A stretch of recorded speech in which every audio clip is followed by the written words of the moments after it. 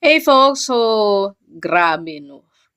Dahil dun sa nangyari bigla na, you know, nantok na ako, okay din naman, mapikit na ako, but, ay, kaloka. So, may mga troll armies. Etong troll armies na to, naalala ko yung sinabi ni Vice Ganda na demolition job. Pero hindi MMFF related itong content ko, kundi kay Senator Raffy Tulfo. Actually, hindi lang sa kanya.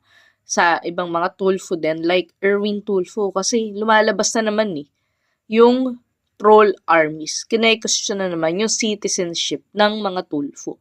Pinagpipilitang American sila just because they have this accent. Diba?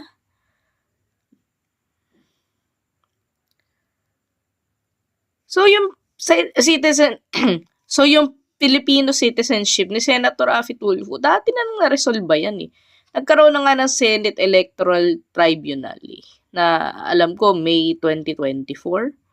So, final and executory yung desisyon na to dun sa naghain ng co-warranto case laban sa kanya. Ibig sabihin, wala na yung magagawa. Diba? Unless sinasabi nyo na hindi magaling yung electoral, diba, tribunal natin.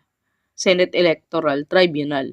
So, ito na nga, no, may Facebook page na itago natin sa initial sa OM, short for Okay Man Troll. Huwag na natin pasikatin yan.